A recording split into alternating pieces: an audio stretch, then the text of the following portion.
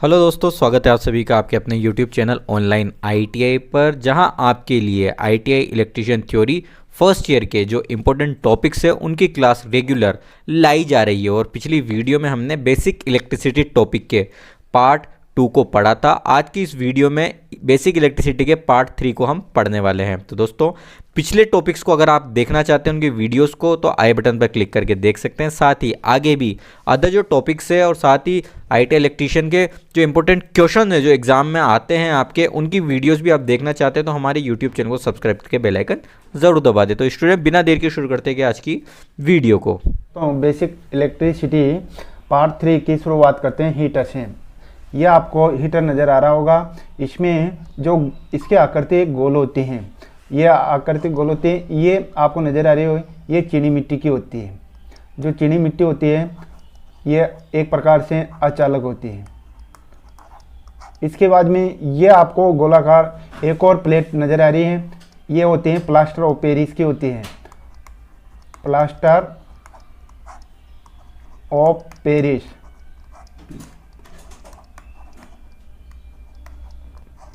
ये आपको यहाँ खाली स्थान आ रहा है। इसमें एक नाइक्रोम की स्प्रिंग होती है जो ऊष्मा उत्पन्न करती है। ये आपको नज़र आ रही है, ये स्प्रिंग है नाइक्रोम की। नाइक्रोम एक प्रकार की मिश्र धातु होती है, नाइक्रोम, ठीक है। इसके बाद में इसमें नीचे है, इसमें चीनी मिट्टी का एक प्लेट लगा होता है जो मैंने आपको बताया है, जो ऊष्मा या विद्युत दोनों का कुचालक होते हैं। कुचालक का मतलब जिसमें धारा प्रवाहित नहीं होती है। इस प्लेट पर नाइक्रोम, अब नाइक्रोम एक प्रकार की मिश्र धातु होती है, निकिल प्लस क्रोमिनियम की बनी मिश्र धातु की एक कुंडली होती है जो मैंने आपको यहाँ बताई है। इसके बाद में ये आपका हीटर के बारे में। इसके बाद में है बल्ब। अब बल्ब आपने देखा होगा, बल्ब क्या काम आता है, ये प्रकाश उत्पन्न करने के लिए इसका प्रयोग हम करते हैं। ये आपको बल्ब नज़र आ रहा होगा। इसमें कांच का एक बर्तन होता है जो चारों तरफ आकृति गोल होती है, जिसमें टंगस्टन धातु का बना होता है। इसका जो फिलामेंट होता है जो टंगस्टन धातु का बना होता है। इस तंतु का गलनांक एवं प्रतिरोध उच्च होता है। इसका जब गलनांक आप नापेंगे प्रतिरोध उच्च होता है, परंतु ये उच्च तापमान पर ऑक्सीकृत हो जाता है। अगर आप अधिक तापमान देंगे तो ये ऑक्सीकृत होकर यहाँ से बल्ब टूट जाएगा। इसीलिए इसे पहले बल्ब में निर्वात रखा जाता है। निर्वात का मतलब होता है खाली जगह, परंतु निर्वात में ऊष्मा का संचारण संवहन द्वारा नहीं हो पाने के कारण टंगस्टन पिघलकर वाष्पीकृत हो जाता है। वाष्पीकृत का मतलब होता है जगह जगह से टूटना। इसी समस्या को दूर करने के लिए आजकल बल्ब में आर्गन गैस भरी जाती है। आर्गन गैस होती है नाइट्रोजन या आर्गन गैस भरी जाती है। आपने देखा होगा आजकल जो LED बल्ब प्रयोग करते हैं, LED बल्ब के आप उसमें निर्वात गैस भरी जाती है। फिलामेंट का तापमान 1500 सेंटीग्रेड से 3000 सेंटीग्रेड तक होता है। बल्ब में प्राथमिक रूप से विकिरण, मध्यम रूप से संवहन और अंतिम रूप से चालन होता है। बल्ब फूटने पर बाहर से अंदर हवा जाने के कारण आवाज़ करता है। कभी कभी बल्ब को कांच काला हो जाता है। आपने देखा होगा कि कांच काला क्यों होता है, क्योंकि उसमें जो उसका टंगस्टन होता है वो वहाँ से टूट जाता है और अधिक धारा के कारण कांच काला हो जाता है, टंगस्टन के ऑक्सीकृत हो जाने के कारण। अब ऑक्सीकृत क्यों होता है इसको आपको जानना है। ये ऑक्सीकृत इसीलिए होता है क्योंकि आप उसकी जो क्षमता है उससे आप अधिक ये करंट प्रवाहित करेंगे तो ये ऑक्सीकृत हो जाएगा। ये आपका डायग्राम नज़र आ रहा है, ये यहाँ ये टंगस्टन फिलामेंट है, आपको नज़र आ रहा होगा ये। इसके बाद में यहाँ ये आपको नज़र आ रहा है, ये यहाँ केप होती है, केप होल्डर, जहाँ आप कोई भी होल्डर में उसको सेट करते हैं। ये आपको नज़र आ रहा है, ये कांच होता है पूरा का पूरा, इसमें बंद होता है। कभी कभी यहाँ से तार टूट जाता है जिसके कारण ये प्रकाशित नहीं होता है। यहाँ से अगर तार टूट जाता है या इसका फिलामेंट टूट जाता है तो ये बल्ब प्रकाशित नहीं होता है। इस टंगस्टन का गलनांक 3380 सेंटीग्रेड तक होता है। इसके बाद में चुंबकीय प्रभाव। अब ये तो है बल्ब की बात, अब आता है चुंबकीय प्रभाव। जो चुंबकीय प्रभाव है ये क्या होता है और ये आपको देखने को कहाँ मिलता है। विद्युत धारावाही चालक के चारों ओर चुंबकीय क्षेत्र पैदा हो जाता है। ये क्यों होता है? विद्युत धारावाही चालक, आप कोई भी चालक को चुंबकीय क्षेत्र में घुमाएंगे तो उसके आसपास चुंबकीय क्षेत्र यानी मैग्नेट फील्ड पैदा हो जाएगा। ये विद्युत धारा का चुंबकीय प्रभाव कहलाता है। इसकी खोज H.C. और स्टेट ने किया था। इसकी जो खोज है H.C. और स्टेट ने किया था। चुंबकीय प्रभाव पर आधारित उपकरण। अब देखो चुंबकीय प्रभाव पर आधारित ऐसे कौन से उपकरण हैं, उनके नाम है गैल्वेनोमीटर जो धारा नापता है, दूसरा आता है अमीटर जो धारा नापता है, तीसरा आता है वोल्टमीटर जो वोल्टेज नापता है।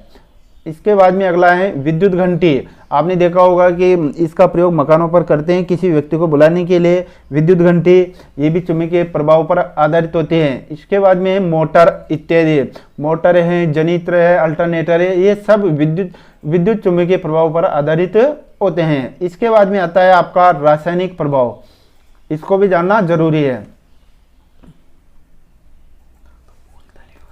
अम्लीय विलयनों में से विद्युत धारा प्रवाहित करने पर विलयन में घुले पदार्थ अपने अवयवों में विभक्त हो जाते हैं। ये विद्युत धारा का रासायनिक प्रभाव कहलाता है। यहाँ आपको नजर आ रहा होगा ये डायग्राम, ये सेल का है। देखो ये कैथोड है, जो माइनस की तरफ है उसे कैथोड कहते हैं और जो प्लस है उसे एनोड कहते हैं। इसके अंदर विद्युत अपघटे यानी H2SO4 तेजाब और आसुत जल दोनों का मिश्रण होता है, इसमें भरा जाता है और दोनों का विद्युत अपघटे यानी दोनों का मिश्रण होता है। जो धन आयन है वह ऋण आयन की तरफ जाएंगे और ऋण आयन धन की तरफ जाएंगे। इसे सल्फ्यूरिक अम्ल के नाम से भी हम जानते हैं, जो सेल के अंदर भरा जाता है। इसके बाद में यहाँ आपको ये नज़र आ रहा है, यहाँ पावर सप्लाई आपको दिए हैं, ये प्लस है ये माइनस है, यह इलेक्ट्रिसिटी है। यहाँ इस प्रकार वही एनोड और कैथोड जो आपके रासायनिक प्रभाव है, इसकी खोज किसने की है, यहाँ लिखा है इसकी खोज माइकल फेराड ने की है। जो माइकल फेराड है इसने रासायनिक प्रभाव की खोज की है। वैसे तो विलयन जिसमें विद्युत धारा प्रवाहित हो सकते हैं विद्युत अपघटे कहलाता है। विद्युत अपघटे में धारा प्रवाह धन आयन व ऋण आयन के कारण होती हैं। जो आप विद्युत अपघटे में जो धारा प्रवाहित करते हैं वो किसके कारण करते हैं? धन आयन व ऋण आयन के कारण।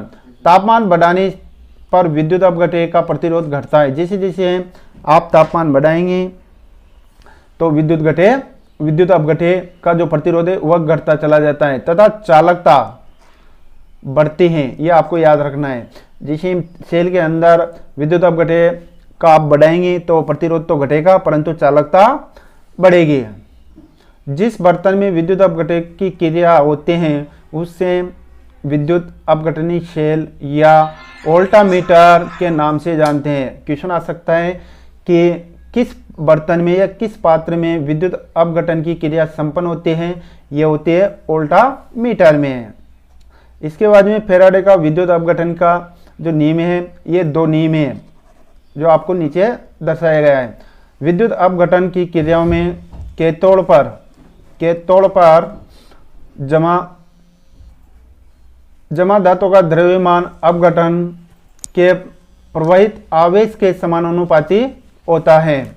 यहाँ देखो यह आवेश है और उसका जो द्रव्यमान है कैथोड पर, एनोड पर नहीं कैथोड पर, तो ये इसके समानुपाती होता है।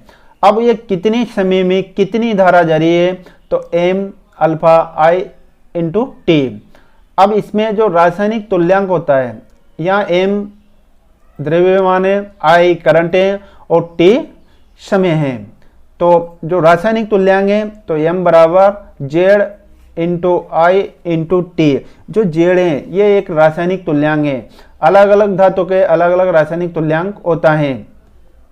इसका एसआई मात्रक आपको याद रखना पड़ेगा कि इसका जो रासायनिक तुल्यांक का एसआई मात्रक क्या होता है, तो इसका मात्रक होता है केजी, किलोग्राम प्रति कूलम जो होता है, ये इसका मात्रक होता है किलोग्राम या कूलम प्रति में। अब यहाँ दिया हुआ है 1 फेराडे किसके कूलम के बराबर होता है, ये होता है 96,500 कूलम के बराबर होता है। इतना बहुत ज़्यादा होता है। इसके बाद में है रासायनिक प्रभाव पर आधारित उपकरण। पहले हमने पढ़ा था चुंबकीय प्रभाव पर आधारित उपकरण। अब रासायनिक प्रभाव पर आधारित कौन से उपकरण हैं। एक पहला है आपके सेल आपको रासायनिक प्रभाव देखने को मिलता है। इसके बाद में विद्युत लेपन, इसके बाद में धातु निष्कर्षण, ये आपको रासायनिक प्रभाव पर आधारित होते हैं। इसके बाद में है विद्युत मुद्रण, और लास्ट का है सेल की ध्रुवता ज्ञात करने में रासायनिक प्रभाव आपको देखने को मिलता है। अब इसमें पहला आता है आपका विद्युत लेपन। जिस धातु पर परत चढ़ानी होता है उसका एनोड लेते हैं, तथा जिस पर चढ़ाना होता है उसका कैथोड लेते हैं। फिर इसी धातु का विद्युत अपघट्य भी लेते हैं।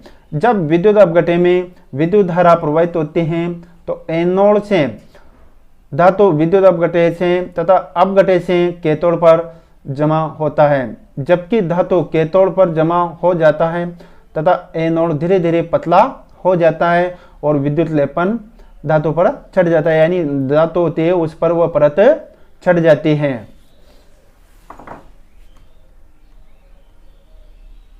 अब इसके बाद में आता है किरचॉफ का नियम, जो आपके एग्जाम में यहाँ से क्वेश्चन जरूर आता है क्योंकि बहुत ही अति महत्वपूर्ण नियम है। अब यहाँ इसने 2 नियम दिए हैं। पहला है प्रथम नियम। अब प्रथम नियम क्या होता है, आपको इस नियम के अनुसार ये बताया गया है कि इस नियम के अनुसार किसी भी खुले परिपथ में या किसी भी विद्युत परिपथ में के किसी भी संधि पर मिलने वाली समस्त धाराओं, जो समस्त धारा है उनका बीजगणितीय योग शून्य होता है। यानी जो यहाँ ये आपके संगम बिंदु हैं, यहाँ धारा का मान शून्य होता है। आने वाली तथा बाहर जाने वाली, कुछ धारा अंदर भी आ रही है कुछ बाहर भी जा रही है, परंतु जब इनका योग करेंगे बीच में संगम बिंदु पर तो शून्य आना चाहिए। तो आप यहाँ इस प्रकार से कह सकते हो सिग्मा आई बराबर 0। इस नियम को आवेश धारा के संरक्षण के सिद्धांत पर आधारित होता है। इसको बिंदु नियम के नाम से भी हम जानते हैं। अब यहाँ आपको डायग्राम नजर आ रहा होगा। इसमें जो I1 है, I2 है, I3 है, I4 है, इस प्रकार से धारा का मान दिया गया है। यहाँ देखना है कि हमें धारा अंदर कौन कौन सी आ रही है। ये आप I1 है, ये अंदर आ रही है। इसके बाद में दूसरी है B वाली, ये भी अंदर आ रही है, और ये बाहर जा रही है, ये भी बाहर जा रही है, ये आपके अंदर आ रही है और ये भी अंदर आ रही है। तो अंदर आने वाले धाराओं का क्या होगा, जैसे I है ये अंदर आ रही है, प्लस IB ये भी अंदर आ रही है, प्लस IA ये भी अंदर आ रही है, प्लस IF ये भी अंदर आ रही है। हमें ये देखना है इन धारा बाहर कौन सी जा रही है, IC प्लस ID, ये दोनों धारा बाहर जा रही है और ये 4 धारा अंदर आ रही है। अब इसमें से आपको एक धारा का मान पूछता है, बाकी 6 धाराओं का मान आपको देता है। जैसे उदाहरण है यहाँ 12 एम्पियर, 10 एम्पियर, 30 एम्पियर, 20 एम्पियर, ये आपको I3 का मान यहाँ दिया गया है। तो हमें ये देखना है कि अंदर कौन कौन सी धारा आ रही है।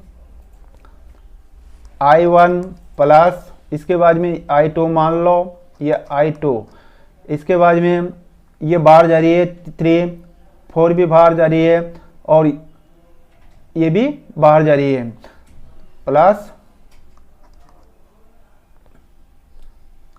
I3 बराबर, अब कौन कौन सी धारा बाहर जा रही है,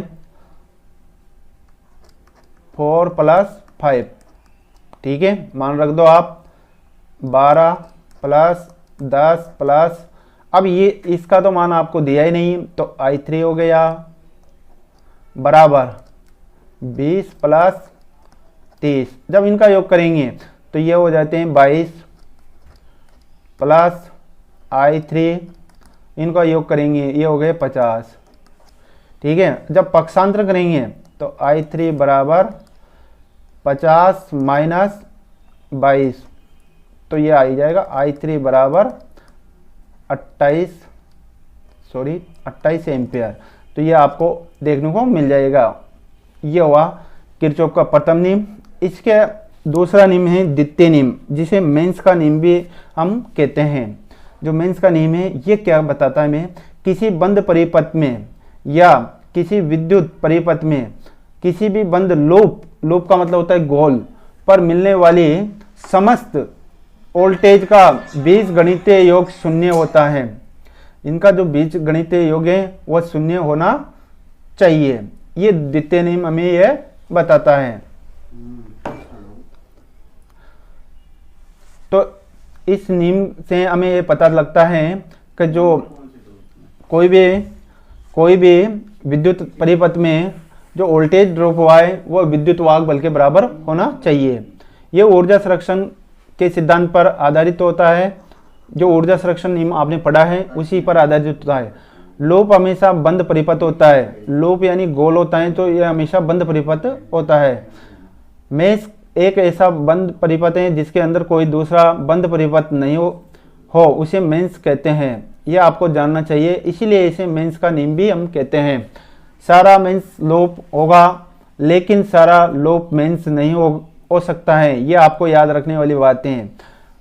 ध्यान से देखो, ये आपका डायग्राम है। यहाँ 5 प्रतिरोध लगे हैं, 1 2 3 4 5, और ये एक बंद परिपथ में कॉमन हो रहे हैं और किसी प्रकार का बाहर नहीं निकल रहा है। ये है मेंस, जिसे बोलते हैं बंद परिपथ।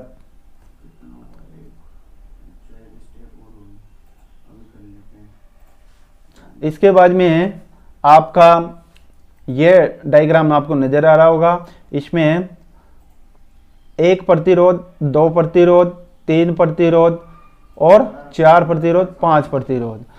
तो यहाँ वोल्टेज ड्रॉप की हम यहाँ बात करेंगे कि वोल्टेज ड्रॉप कितना हो रहा है। आपको एक सूत्र याद रखना है, सिग्मा E बराबर सिग्मा I इंटू R। जो E है ये वोल्टेज, ये विद्युत वाहक बल होता है। जो I इंटू R है ये वोल्टेज ड्रॉप होता है। और दोनों जब इनका योग करेंगे तो इनका बीजगणितीय योग शून्य आना चाहिए।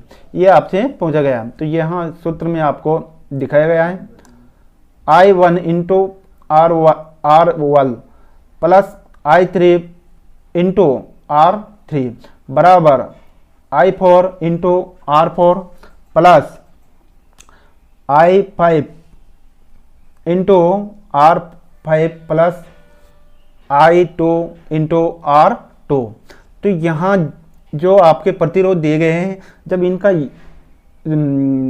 वोल्टेज नियम से ज्ञात करेंगे तो इनका जो विद्युत वाहक बल कितना आपने सप्लाई दी, इनका जो वोल्टेज ड्रॉप हुआ ये इसके बराबर आना चाहिए। इसके बाद में KOL विधि से विद्युत परिपथ, KVL विधि से विद्युत परिपथ को हल करने की विधि। बैटरी में प्लस से माइनस की ओर चलते हैं तो बैटरी का वोल्टेज माइनस ऋणात्मक लेते हैं। यह आपको ध्यान में रखने वाली बात है।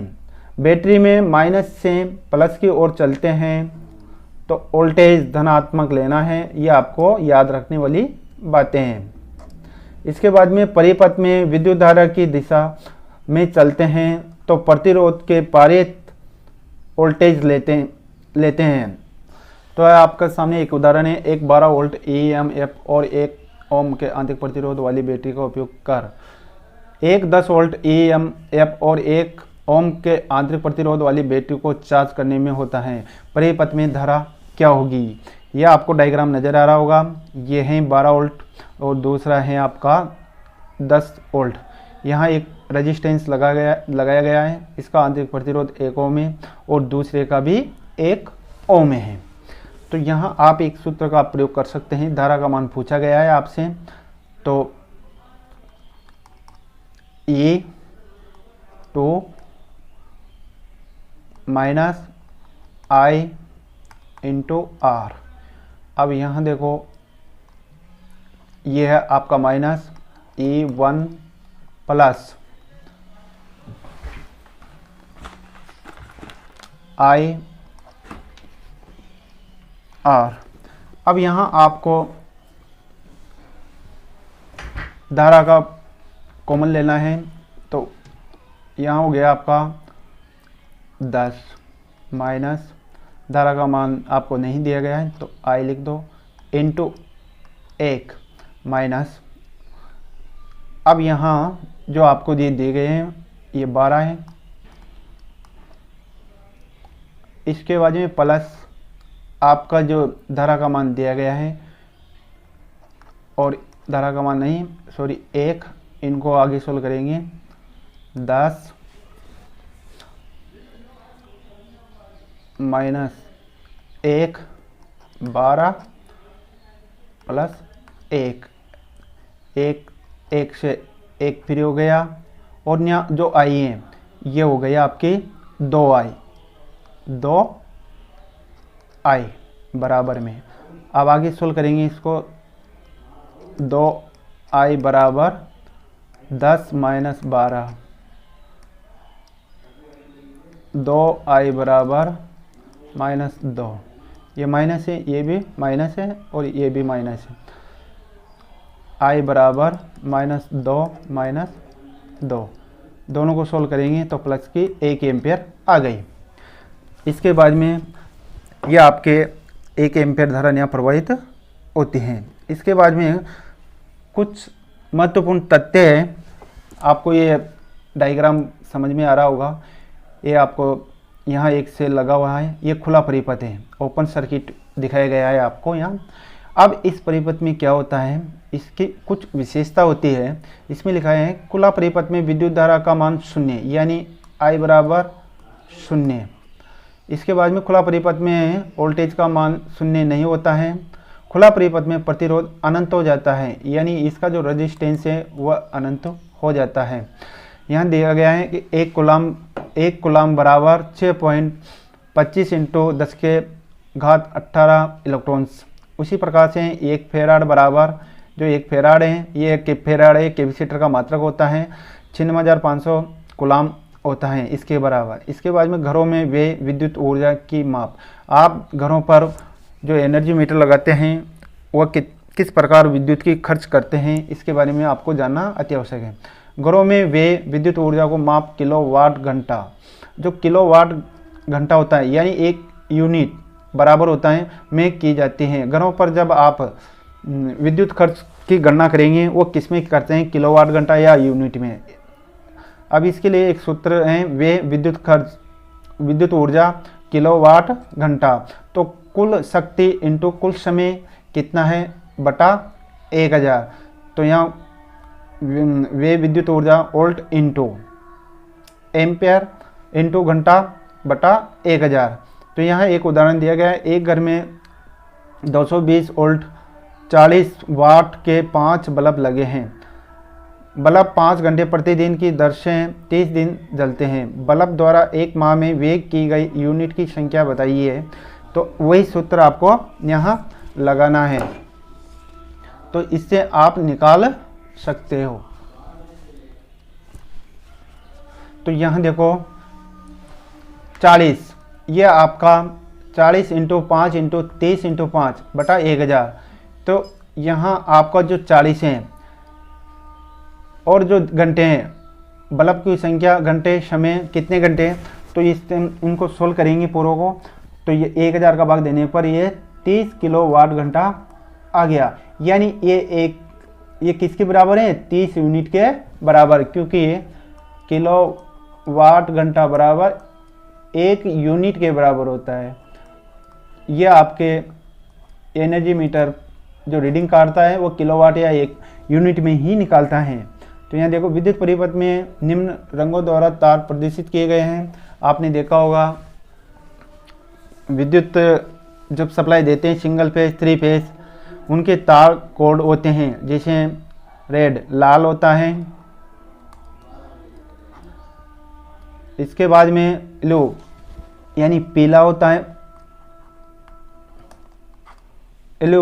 ब्लू यानी नीला होता है, इसके बाद में ग्रीन और ब्लैक, एक काला, हरा। अब देखो सबके लिए अलग अलग तार यूज करे हैं। ये आपका लाल है, ये फेज के लिए होता है, पीला फेज के लिए होता है, नीला फेज के लिए होता है, हरा आपका अर्थ के लिए प्रयोग होता है, और काला ये न्यूट्रल के लिए आपका प्रयोग होता है। सभी तार अलग अलग के लिए प्रयोग होता है। उच्च वोल्टेज ट्रांसमिशन लाइन में सबसे ऊपरी बहुत संवेगी चाल रहता है, इसके बाद फेज रहते हैं। आपने देखा होगा कि 33 kV या 6 लाइन देखी होगी। सबसे ऊपर वाला जो तार होता है ट्रांसमिशन लाइन में वह अर्थिंग का होता है, बहुत संपर्कित यानी अर्थिंग का तार होता है, बाकी सब फेज नीचे रहते हैं। इसके बाद में कुछ महत्वपूर्ण जो बातें हैं जो आपको जानना अति आवश्यक है। इसमें किसी व्यक्ति को सुरक्षित रहने के लिए अधिकतम 9 मिली एम्पियर धारा उपयुक्त होती है। देखो 9 मिली एम्पियर, आप इसको एम्पियर में बदलेंगे तो 9 × 10⁻³ इस प्रकार से आप बदल सकते हैं। इसके बाद में मानव शरीर का प्रतिरोध लगभग 1000 ओम होता है, ये भी आपको याद रखने वाली बातें हैं। इसके बाद में केल्विन ब्रिज से निम्न प्रतिरोध, जो केल्विन होता है, केल्विन ब्रिज से निम्न प्रतिरोध माप सकते हो। इसके बाद में प्रतिरोध मापने के लिए ओम मीटर भी आता है, मल्टीमीटर भी आता है। तीसरा है अगर दो तार समांतर में एक ही दिशा में धारा प्रवाहित हो तो वह एक दूसरे को आकर्षित करते हैं। इसके बाद में अगला है जब दो प्रतिरोध को समांतर में जोड़ा जाता है तो परिणामी प्रतिरोध निम्न प्रतिरोध से भी कम होता है। यह आपको याद रखने वाली बात है। जब समांतर में दो प्रतिरोध जोड़ेंगे, जो निम्न प्रतिरोध है उससे भी कम उसका कुल प्रतिरोध होगा। अगला है पानी में अगर सप्लाई के दो तारों को डाला जाए तो दोनों तार के पास में बुलबुले बनते हैं, तो वह सप्लाई डीसी है। अगर मान लो दो तार डालते हैं आप पानी में, अगर बुलबुले नज़र आते हैं तो वो किस प्रकार के संकेत हैं? डीसी सप्लाई के। और यदि बुलबुले नहीं बने, पानी गर्म हो रहा है, तो वह सप्लाई एसी की है। तो इस प्रकार से आप डीसी और एसी की पहचान कर सकते हैं। इसके बाद में घरों में लगे उपकरण विद्युत सप्लाई के साथ समांतर में लगे होते हैं। घरों में जितने भी आपके उपकरण हैं वो समांतर में लगे होते हैं। इसका एक कारण है एक समान वोल्टेज, क्योंकि घरों पर जो सप्लाई है, जो उपकरण हैं वो समांतर में लगाए जाते हैं। इसका एक ही कारण है क्योंकि समान वोल्टेज उसे प्राप्त होता है। तो दोस्तों ये थी बेसिक इलेक्ट्रिसिटी के पार्ट 3 की वीडियो। उम्मीद है कि वीडियो आपको हेल्पफुल रहेगी और आगे भी अगर इस तरह की वीडियोस आप रेगुलर देखना चाहते हैं तो हमारे YouTube चैनल को सब्सक्राइब करके बेल आइकन जरूर दबा दें। साथ ही इस वीडियो को आप लाइक ज़रूर करें और अपने दोस्तों के बीच में शेयर जरूर करें, जिससे कि आगे भी हम आपके लिए ऐसी वीडियोस बनाते रहें। तो दोस्तों मिलते हैं अगली वीडियो में। Take care.